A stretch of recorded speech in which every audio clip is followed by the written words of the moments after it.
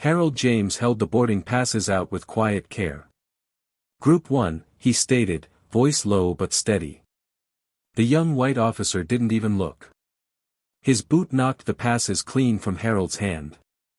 The small cards fluttered to the polished airport floor like scraps.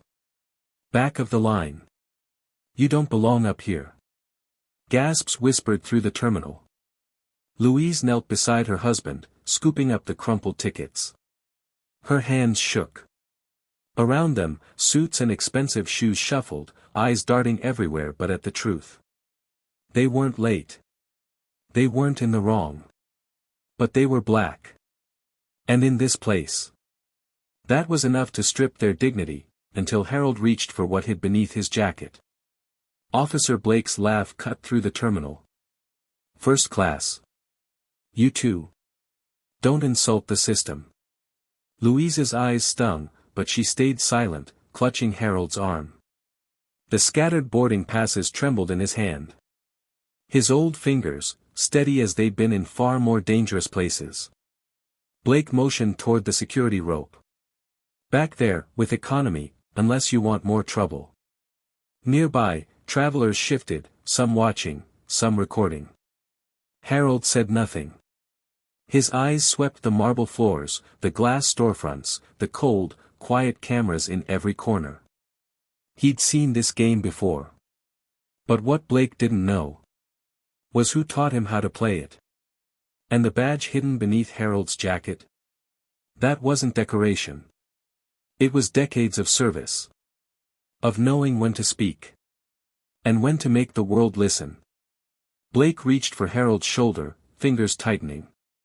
But before he could shove again, Harold moved. Slow.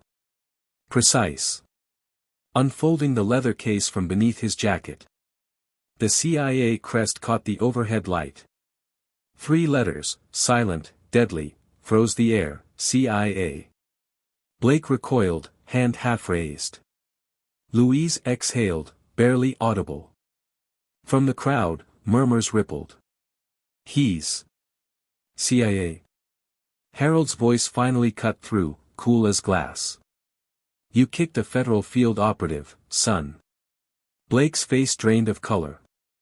Behind him, the airline manager approached, confusion shifting to horror as the badge came into view. And Harold? Harold didn't flinch. Because in this place, at this moment, dignity wasn't demanded. It was revealed.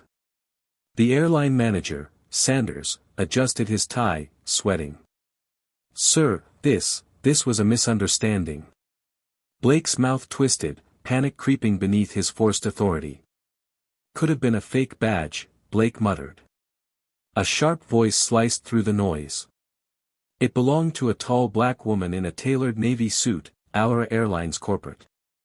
Not fake, she stated, eyes locked on Harold. Mr. James, I read your file this morning. Blake stepped back, tongue tied. Sanders' expression collapsed into dread. You laid hands on a retired CIA officer, the woman asked flatly. Phones filmed. The whispers grew. But Harold didn't gloat. He simply handed the boarding passes to Louise, nodding toward the gate. Justice didn't need fireworks. Just presence. And the right moment to let the silence speak. At Gate 3A, the velvet rope parted. The airline VP guided Harold and Louise through, no questions, no hesitation. The first-class lounge fell into hush as they passed.